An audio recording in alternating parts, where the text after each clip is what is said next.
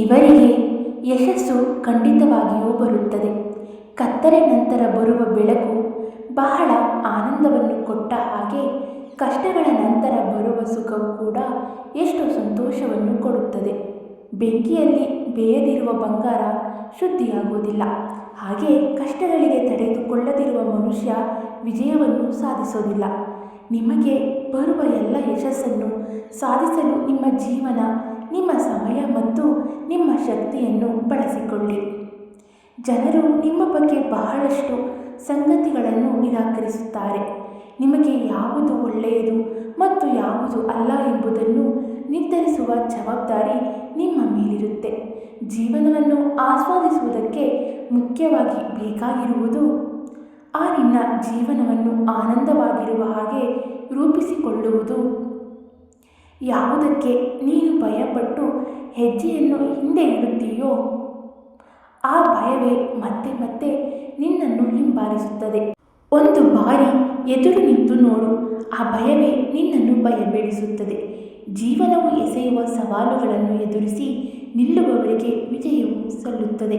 ಯಾವುದಾದರೂ ಅತ್ಯುನ್ನತವಾದುದನ್ನು ಸಾಧಿಸಬೇಕಾದಾಗ ಅದಕ್ಕೆ ಶ್ರಮಿಸುವ ಸ್ವಭಾವ ಮತ್ತು ವಿಮರ್ಶೆಗಳನ್ನು ಸಹಿಸುವ ಸಹನೆ ಇರಬೇಕು. ಪ್ರಯತ್ನ ನಿಲ್ಲಿಸಿದರೆ ಕೆಲಸ ಮುಂದೆ ಸಾಗುವುದಿಲ್ಲ. ನೀನು ತಲುಪುವ ಗುರಿ ದೂರ ಅಂತ ಹೇಳಿ ಪಯಣವನ್ನು ನಿಲ್ಲಿಸಬೇಡ.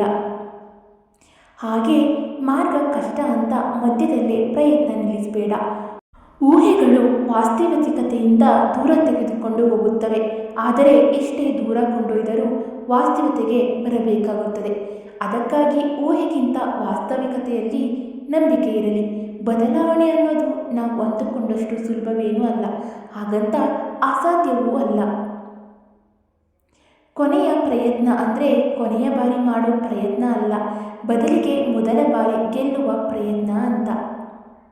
ಗೆಲುವನ್ನು ಹೇಗೆ ಪಡೆದುಕೊಳ್ಳಬೇಕು ಅಂತ ಗೊತ್ತಿರುವವರಿಗಿಂತ ಸೋಲನ್ನು ಹೇಗೆ ಸ್ವೀಕರಿಸಬೇಕು ಅಂತ ತಿಳಿದವನೇ ಶ್ರೇಷ್ಠ. ಆಡಂಬರಕ್ಕಾಗಿ ಮಾಡೋ ಸಾಲ ಆನಂದಕ್ಕಾಗಿ ಮಾಡೋ ತಪ್ಪು. ಮನುಷ್ಯನ ಜೀವನದಲ್ಲಿ ಯಾವಾಗಲೂ ಅಪಾಯಕಾರಿ ಎಂಬುದು ನೆನಪಿರಲಿ. ನೀವು ಏನು ಮಾಡುತ್ತಿದ್ದೀರಿ ಮತ್ತು ಅದು ನಿಮ್ಮನ್ನು ಎಲ್ಲಿಗೆ ಕರೆದೊಯ್ಯುತ್ತದೆ ಎಂದು ನಿಮಗೆ ತಿಳಿದಿದ್ದರೆ ಜೀವನವು ಆಸಕ್ತಿದಾಯಕವಾಗಿರುತ್ತದೆ. ನೀವು ಸರಿಯಾದ ಮಾರ್ಗದಲ್ಲಿ ಸಾಗಿದರೆ ಜೀವನವು ನಿಮಗೆ ಅರ್ಹವಾದ ಎಲ್ಲವನ್ನು ನೀಡುತ್ತದೆ. ಜೀವನವು ತುಂಬ ಸೂಕ್ಷ್ಮವಾಗಿದೆ, ಆದರೆ ನೀವು ಅದನ್ನು ಒಮ್ಮೆ ಮಾತ್ರ ಬದುಕಲು ಅವಕಾಶವಿದೆ.